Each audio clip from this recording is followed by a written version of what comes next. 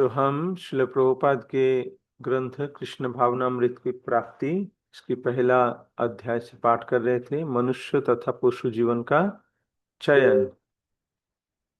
हमें दो ऑप्शन है, एक मनुष्य जीवन और एक पशु जीवन। वो हमारे ऊपर वो थोड़ा सा ये दिया गया है, फ्री विल, स्वतंत्र इच्छा, जिससे हम इन दोनों में से किसी एक को चयन कर सकते हैं। कल हम क्लास में इसको डिस्कशन कर रहे थे। कल के जो रविवासरीय क्लास है उसमें हम उसको डिस्कशन कर रहे थे कि हमारे ऊपर ये थोड़ा सा स्वतंत्र इच्छा है। वो है क्या? चयन करने का, बस। उसके अलावा और हम कुछ नहीं कर सकते। बाकी सब भगवान करते हैं, लेकिन चयन करना वो हमारा है, हम करेंगे या नहीं करेंगे। तो वैदिक इतिहासों में हम पाते हैं कि अनेकानेक महान सम्राट तथा राजा थे जो तपस्या एवं तप का अभ्यास करते थे। अच्छा, इसके पहले हम थोड़ा इसको पढ़ लेते थे। हम क्या कल पाठ पाठ कर रहे थे? आ,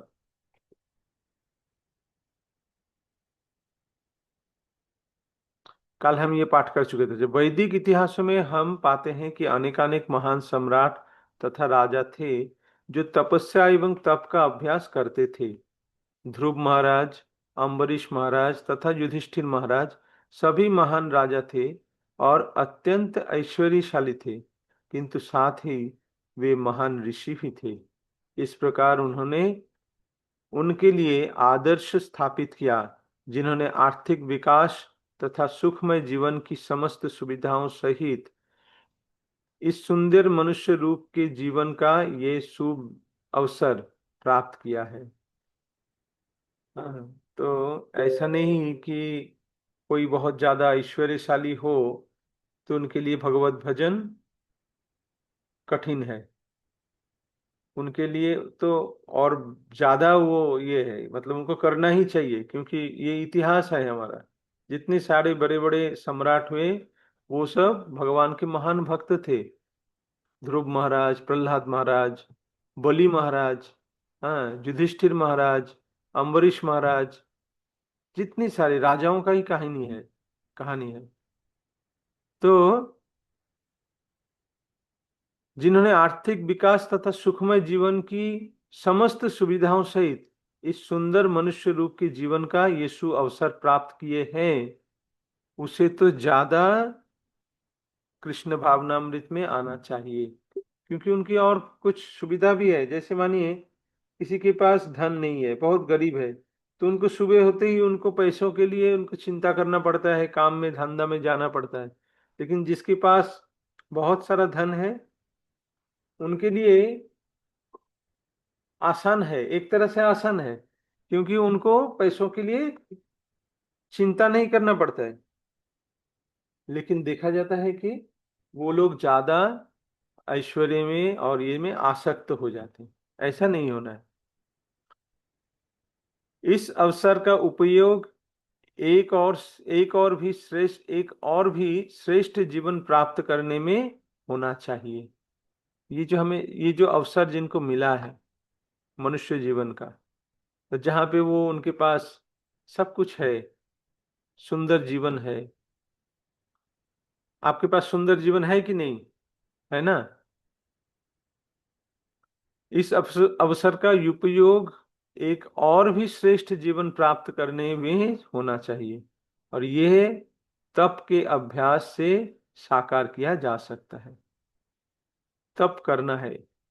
वर्तमान में हम इन भौतिक शरीरों में विद्यमान हैं, किंतु यदि हम कृष्ण भावनामृत की प्रक्रिया को अपना ले तो हमारी चेतना शुद्ध हो जाएगी। यद्यपि अमेरिका तथा यूरोपीय हैं, फिर भी जो युवा विद्यार्थी स्वेच्छा से कृष्ण भावनामृत का अभ्यास कर रहे हैं, वे इसका अभ्यास करते हुए अत्यंत प्रसन्न हैं।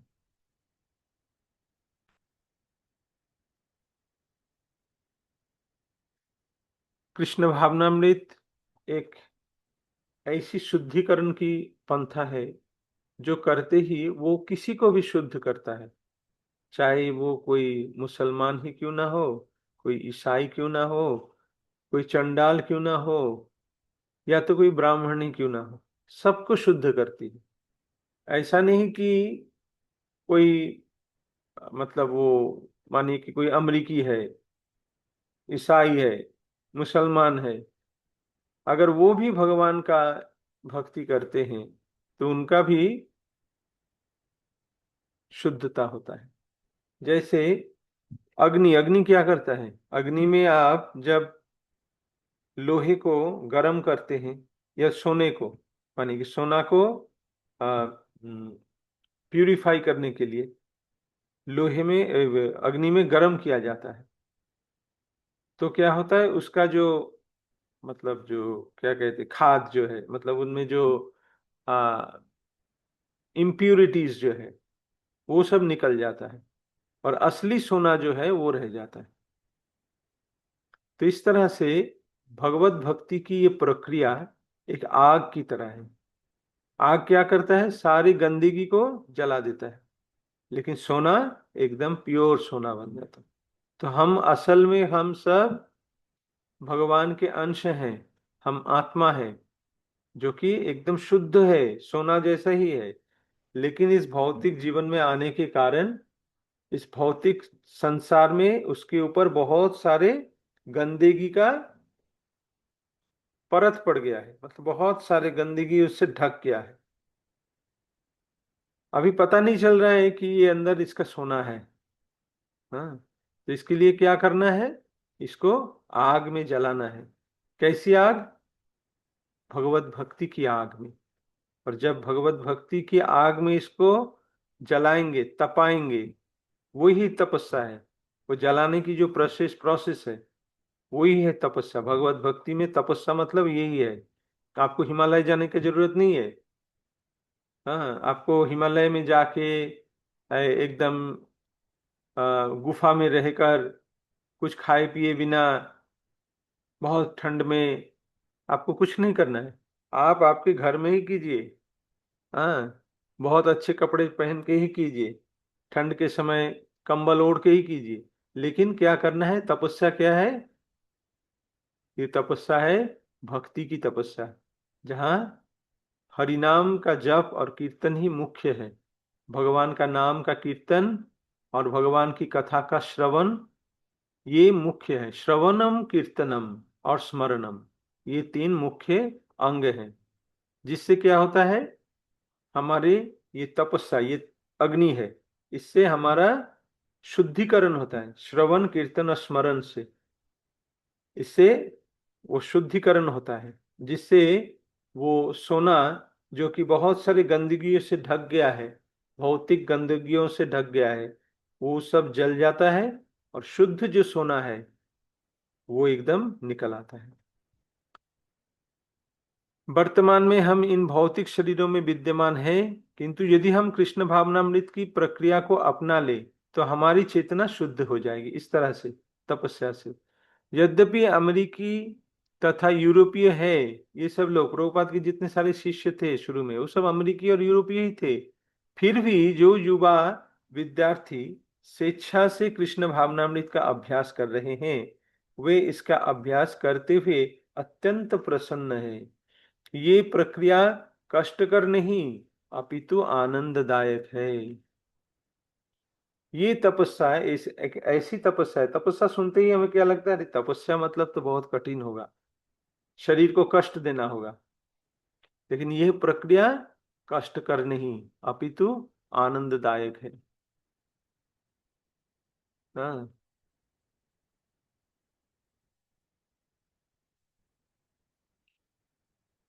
नाचो गाओ, प्रसाद पाओ। भगवान का नाम का कीर्तन करो और उसके साथ नाचो, डांस करो, और उसके बाद जब थक जाओगे चले आओ, आके बहुत सुंदर भगवान का प्रसाद का आस्वादन करो। तो बहुत सरल प्रक्रिया है। अब वे यह अनुभव कर रहे हैं कि शुद्ध अस्तित्व ही पशु जीवन तथा मनुष्य जीवन के बीच का अंतर है। जब वो ऐसे कर रहे हैं तो उनको समझ में आ रहा है कि हम कैसे जीवन में थे और प्रभुपाद हमें कैसे जीवन में लाए हैं। हम पहले पशु जीवन जी रहे थे, अभी हम मनुष्य जीवन में आए, उसका अंतर उनको समझ में आ रहा है। यदि हम अपने अस्तित्व को कृष्ण भावनामृत के मूल नियमों का पालन करते हुए, जिनमें ये मूल नियम क्या है, कृष्ण भावनामृत का जो मूल जो निषेध है वो क्या क्या है, जिनमें अवैध स्त्री संग, मांस भक्षण, नशा तथा द्यूत, द्यूत मतलब गैम्बलिंग, जुआ खेलना, दूध से विरत रहना सम्मिलित है। मात्र इतने से ही शुद्ध कर लें तो हम क्रमशः अपने आध्यात्मिक अस्तित्व को प्राप्त करने की ओर उठते जाएंगे, जो पूर्णतः शुद्ध है। तो हमें मूल नियम जो है, जहां से पाप का जो मूल माने मतलब कि जड़ है, सारे पापों का मूल जड़ है ये चार वस्तु। क्या है? अवैध स्त्री संग, मतलब पुरुषों के लिए स्त्री संग, स्त्रियों के लिए पुरुष संग, अवैध संग करना, मांस भक्षण करना, नशा करना और जुआ खेलना। अगर इतना ही ये चार चीज हम फॉलो कर लेते हैं, नहीं करना है, तो क्रमशः अपने आध्यात्मिक अस्तित्व को प्राप्त करने की ओर उठते जाते जाएंगे, जो पूर्णतः शुद्ध है। ऋषि ऋषभदेव ने अपने पुत्रों से कहा कि एक बार जब वे अपने अस्तित्व को शुद्ध कर ले तो उन्हें असीम सुख प्राप्त होगा। हाँ, एक बार अगर हम हमारे अस्तित्व को शुद्ध कर लेते हैं तो असीम सुख प्राप्त होंगे। हम सब शांति तथा सुख प्राप्त करने के लिए बने हैं, किंतु जो भी शांति तथा सुख हम इस भौतिक जगत में प्राप्त है, इस भौतिक जगत में पाते हैं, वह सीमित है। हम सब आनंद की संधान कर रहे हैं। सुख मतलब आनंद और शांति, सुख और शांति की तो तलाश में है सब, है ना। हम आनंद चाहते हैं, लेकिन जो भी शांति तथा सुख हम इस भौतिक जगत में पाते हैं वो सीमित है, बहुत छोटा है। यदि हम केवल अपने अस्तित्व को शुद्ध करके आध्यात्मिक अस्तित्व प्राप्त कर ले तो हम असीम शांति तथा सुख का अनुभव करेंगे। हमारे अस्तित्व को शुद्ध करना है तपस्या की आग में जलाकर। वो तपस्या है भक्ति की, भक्ति की तपस्या। ऐसा नहीं कि कुछ योग तपस्या करने के लिए आपको वन में जाना पड़ेगा।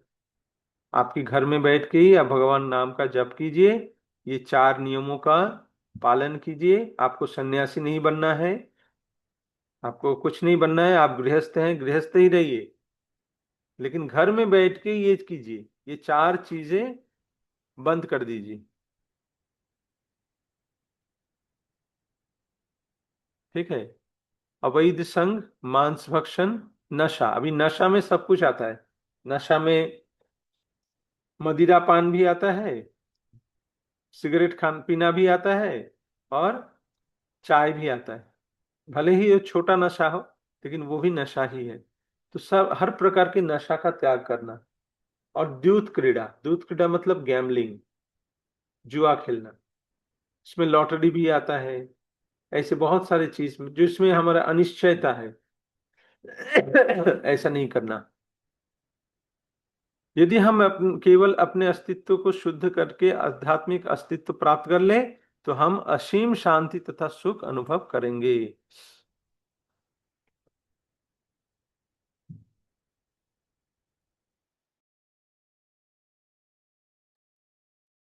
आध्यात्मिक जगत शुष्क अथवा अमूर्त नहीं है।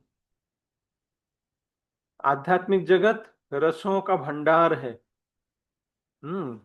वो शुष्क नहीं है और अमूर्त भी नहीं है। अमूर्त मतलब जो मतलब जिसका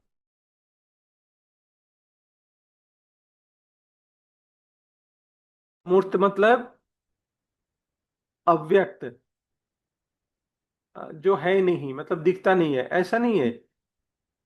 जैसे कि पहले इंगित किया गया, वो विविधता है, वहां विविधता है। विविधता मतलब वेरिएशन, बहुत सारी वेरिएशन है। हम वेरिएशन चाहते हैं, हम विविधता चाहते हैं। आपको अगर डेली आप क्या खाना चाहते हैं, मानिए कि आप में से कोई कोई कुछ अच्छा खाना खाना चाहते हैं, सबका कुछ फेवरेट खाना रहता है ना।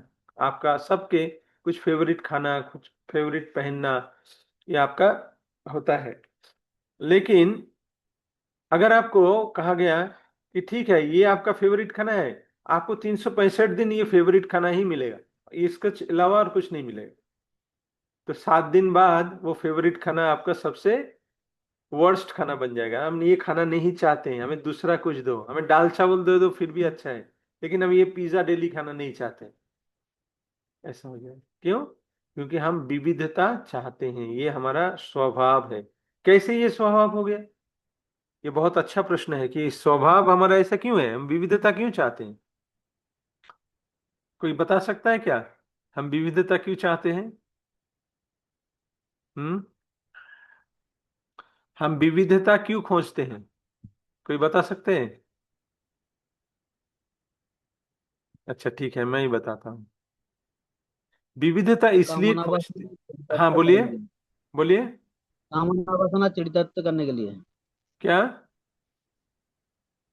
हाँ, मतलब कामना वासना चरितार्थ करने के लिए। देव कामना देवी का वासना उपासना चरितार्थ करते हैं। करने के लिए तो ठीक है, कामना वासना तो आप जो चाहते हैं फेवरेट है वही तो आपको दे रहा हूँ। आपका कामना तो वही है ना, आप चाहते हैं कि मैं डेली पिज्जा, मुझे सबसे अच्छा है लगता है, तो आपको डेली पिज्जा दूंगा। हम्म, लेकिन 7 दिन बाद आप नहीं। उसमें आपका विरक्ति हो जाएगा कि अरे क्या डेली पिज्जा, सुबह शाम दोनों टाइम पिज्जा दे रहे हैं, सबसे महंगा पिज्जा गोविंदर से लाके आपको दूंगा, फिर भी आपको अच्छा नहीं लगेगा। आप बोलेंगे मुझे दाल चावल दे दो वो भी अच्छा है, लेकिन हमें पिज्जा मत दो। क्यों ऐसा होता है? ये विविधता क्यों आता है हमारे अंदर, ही विविधता है क्यों? क्योंकि हम वैकुंठ के जीव हैं, हम यहाँ के हैं ही नहीं, और विविधता वैकुंठ में भरा हुआ है, हम वहां के हैं। और हम यहाँ गलती से हम यहाँ भौतिक संसार में आ गए हैं। हम सोचे थे यहाँ आके हमारे कामना वासना का पूर्ति होगा, विविधता मिलेगा, लेकिन आके देख रहे हैं कि यहाँ पे कुछ भी नहीं है, विविधता तो वहां पे था। तो इसीलिए हमारे अंदर वो विविधता, वो वेरिएशन हम चाहते हैं। हम आनंद क्यों चाहते हैं? क्योंकि हम वो आनंदमय है, आनंदमय का अंश है, भगवान परम आनंदमय है, और हम उनके अंश है। इसीलिए हम भी आनंद की खोज करते हैं, जो कि वैकुंठ जगत में भरा पड़ा हुआ है। आनंद ही आनंद, वहां पे दुख है ही नहीं। इसीलिए वैकुंठ में अनुभव किए जाने वाले आध्यात्मिक आदि, प्रभुपद अभी वही बता रहे हैं, वैकुंठ में अनुभव किए जाने वाले आध्यात्मिक आनंद का एक अंश नृत्य का आनंद है। वहां युवतियां तथा युवक भी हैं। नृत्य करना क्या है? आनंद का प्रकाश है। तो जब हम भगवान के सामने नृत्य करते हैं तो हम आनंद में रहते हैं। वहां युवक युवती सब है। वस्तुतः वहां वृद्धावस्था, रोग, मृत्यु अथवा जन्म की पीड़ा जैसी कोई वस्तु नहीं है। ये सब नहीं है। सब जो युवा है वो सब माने हमेशा के लिए युवा है, वो कभी बुढ़ापा उनको नहीं आता है, और उनमें कोई पीड़ा भी नहीं होता है, बुढ़ापा भी नहीं आता है, मृत्यु भी नहीं होता है, जन्म भी नहीं होता है। Ever youth. यदि हम उस असीम सुख, ज्ञान तथा नित्य जीवन में सहभागी होना चाहते हैं, जो आध्यात्मिक जगत में हमारी वास्तविक विरासत है। ये हमारी विरासत है, क्यों? क्योंकि हम भगवान के पुत्र हैं। ये हमारी अधिकार है। पुत्र होने के नाते पिता का संपत्ति में अधिकार होता है कि नहीं? होता है ना। तो ये हमारी विरासत है, उत्तराधिकार। तो हमें इस जीवन की इंद्रिय तृप्ति हेतु कठोर परिश्रम करके तथा सूअरों की पूजा करके व्यर्थ नहीं करना चाहिए। हमें इंद्रिय तृप्ति के हेतु कठोर परिश्रम हम यहाँ कर रहे हैं, वो करना नहीं चाहिए। और करके क्या कर रहे हैं? सूअर जैसा जीवन व्यापन कर रहे हैं। ऐसा भी नहीं करना है। हमें कृष्ण भावनामृत के अनुशीलन में समर्पित जीवन की स्वीकार, हमें कृष्ण भावनामृत के अनुशीलन में समर्पित जीवन को स्वीकार करना चाहिए, और तब हमें असीम सुख तथा असीम आनंद प्राप्त होगा। यही कृष्ण भावनामृत आंदोलन का सार तत्व है।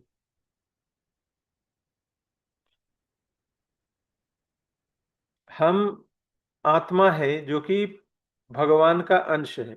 भगवान आनंदमय है, तो हम भी आनंदमय हैं, है ना। वैकुंठ जगत में सब कुछ विविधता से भरा हुआ है, इसलिए हम भी विविधता विविधता ही चाहते हैं। एक चीज हमें रेगुलर अच्छा नहीं लगता है। डेली एक कपड़ा पहन के जाओ, एक कपड़ा डेली पहनो, जो आपका फेवरेट साड़ी है, जो आपका फेवरेट कपड़ा है, वो डेली पहनो। माता जी लोग इनके बहुत अच्छे, उनको इसका नॉलेज है। वो एक दिन जो कपड़े पहनते, अगले दिन वो नहीं पहनते, है ना। तो क्यों ऐसा है? क्योंकि हम विविधता से, हमारा अंदर भरा हुआ है। लेकिन हम यहाँ विविधता हमें मिल ही नहीं रहा है। वो विविधता कहाँ मिलेगा? वैकुंठ जगत में। इसीलिए हमें क्या करना है? हमें कृष्ण भावनामृत के अनुशीलन में समर्पित जीवन को स्वीकार करना चाहिए। और वो समर्पित जीवन का जो मूल स्तंभ है वो क्या है? कुछ करो और कुछ मत करो। क्या मत करो? ये चार जो नियम बताया गया। अवैध संग मत करो, मांसाहार मत करो, नशा कर मत करो, और जुआ मत खेलो। ये निषेध है। और क्या करो? भगवान का भजन, भगवान का नाम कीर्तन का श्रवण कीर्तन ये करो। भगवान के लिए भक्ति करो, भगवान के लिए सब कुछ भगवान के लिए समर्पित करो। ये करो तो तब हमें असीम सुख तथा असीम आनंद प्राप्त होगा। यही कृष्ण भावनामृत आंदोलन का सार तत्व है। तो हमें यहाँ पे पहला अध्याय जो है वो यहाँ पे समाप्त होता है। अगला अध्याय, सेकंड चैप्टर, सुख हेतु कठिन संघर्ष, ये हम कल से पढ़ेंगे। हमें इतना कठिन संघर्ष करने की जरूरत नहीं है। हम कठिन संघर्ष करने के लिए यहाँ नहीं आए। लोग कहते हैं कि हमें संघर्ष करना होगा।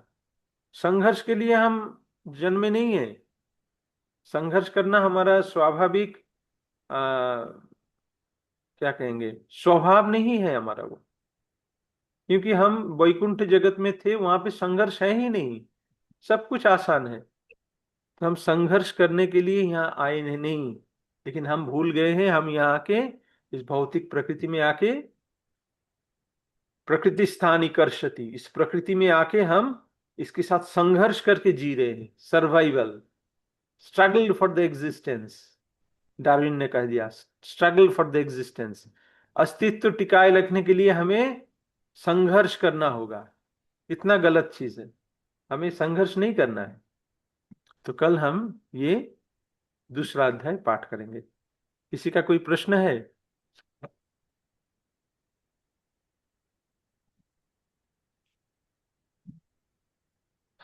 समझ में आया सबको? हम्म। हरे कृष्ण प्रभु। हाँ बोलिए। वो महाभारत में दिखाया था जो पासा खेल रहे थे, वो भी तो जुआ है ना। हाँ, पाशा खेल रहे थे वो जुआ है। अभी देखिए, द्वापर युग में, सत्य त्रेता और द्वापर युग में जो चार वर्ण थे उनमें से क्षत्रिय थे। अभी कलयुग में क्षत्रिय है नहीं, ब्राह्मण नहीं है, क्षत्रिय नहीं है, वैश्य भी लुप्त हो चुके हैं। है बचा क्या है? शूद्र बचा हुआ है। अभी क्षत्रियों के लिए एक नियम है कि क्षत्रियों को जब कोई युद्ध में ललकारता है या पाशा खेलने के लिए ललकारता है, एक राजा दूसरे राजा को जब आमंत्रण करता है, तो उन्हें वो आमंत्रण स्वीकार करना है। और अब देखिए, वो पाशा खेलने के कारण अ, पांडवों के जीवन में कैसा हुआ, है ना। हम्म। इतनी मुसीबत, कितनी समस्याएं सब वहां से शुरू हो गए, है ना। तो इसीलिए पाशा खेलना निषिद्ध है कलयुग में। वो सबके लिए। वहां पे पाशा खेलना द्वापर युग में, सत्य युग में, त्रेता युग में क्षत्रियों के लिए परमिटेड था कि क्षत्रिय हो तो कर सकते हो, खेल सकते हो, ठीक है। लेकिन कली युग में वो निषिद्ध है, और हम अभी कली युग में हैं, तो ये हमारे लिए संपूर्ण निषिद्ध है। समझे? जैसे हाँ। क्षत्रिय क्या करते थे, वो शिकार करते थे, वन में जाके शिकार करते थे कि नहीं? करते थे ना? हाँ। हाँ, हाँ। हाँ। मृगया में जाते थे, हाँ। शिकार करते थे, सारे पशुओं को वध वध करते थे। तभी आप कहोगे कि यार ये जीवों का हत्या करना ये तो गलत है, ये तो नहीं करना चाहिए, पाप है। क्षत्रियों के लिए वो अप्रूव्ड था। क्यों? क्योंकि क्षत्रियों को युद्ध करना पड़ता है, तो युद्ध कला में पारंगत रहने के लिए, उनकी कला को ठीक से प्रैक्टिस करने के लिए उनको ऐसे प्रैक्टिस करना पड़ता है कि एक हिरन दौड़ रहा है, इतने तेजी से दौड़ रहा है, वो दौड़ते ही वो हिरन को वो अपने बाणों से मार रहा है।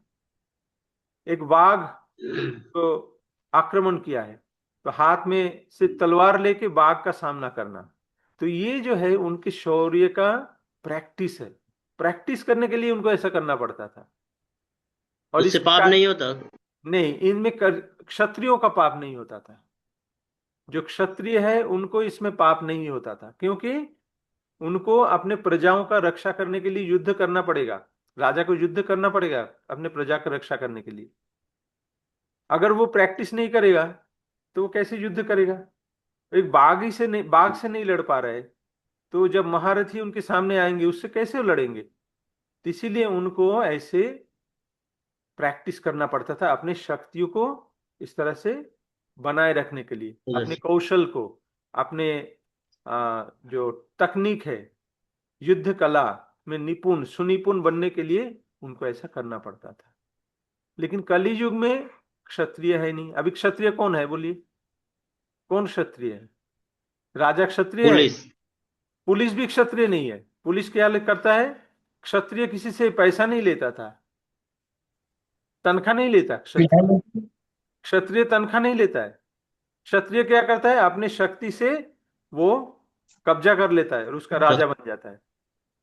कलयुग हरे में। कृष्ण प्रभु जी। हाँ बोलिए। जैसे प्रभु जी, जैसे अपने यहाँ देश के प्रधानमंत्री है। हाँ, प्रधानमंत्री अभी वो क्षत्रिय का है। वो तो अपने कमरे शस्त्र में बैठ गए हैं चुपचाप। वो युद्ध करने जाते हैं क्या? अभी भारत पाकिस्तान का युद्ध हुआ, कहाँ ये इधर से मोदी गए थे क्या युद्ध करने के लिए कि चलो मेरा जैसे रथ जैसे निकालो मैं जाऊंगा? नहीं गए।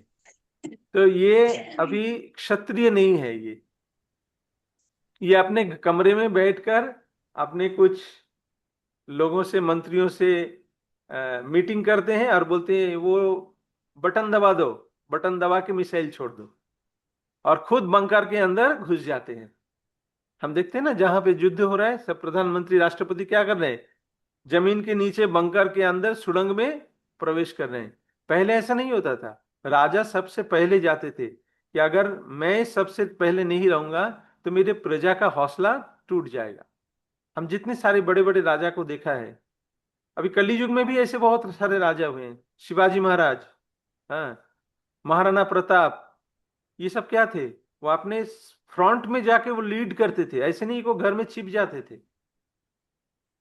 और अभी क्या होता है? अच्छे से सुड़ंग बनाओ मेरे लिए, मैं सुड़ंग के अंदर घुस जाऊंगा, आप लोग बटन दबा के युद्ध करना। मतलब वो क्या बन गए? चूहे बन गए, सुड़ंग के अंदर घुस जाते हैं। तभी ये क्षत्रिय नहीं है। तो इसीलिए कली युग में क्षत्रिय कोई है ही नहीं। तो इसीलिए ये सब नियम कलियुग में वर्जित है, ऐसा नहीं करना है।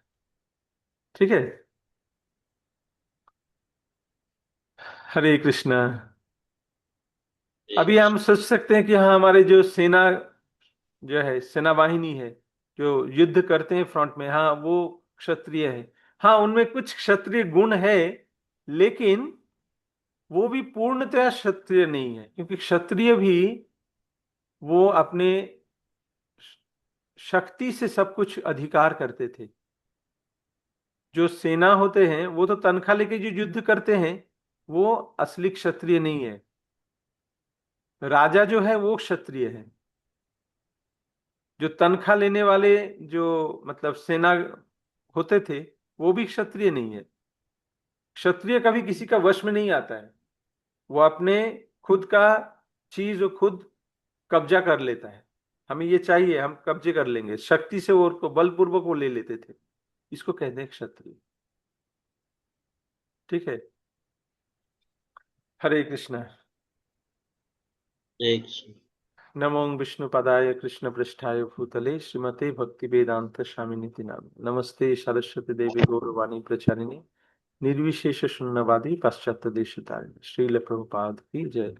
तो कल हम दूसरे अध्याय से पाठ करेंगे। हरे कृष्णा।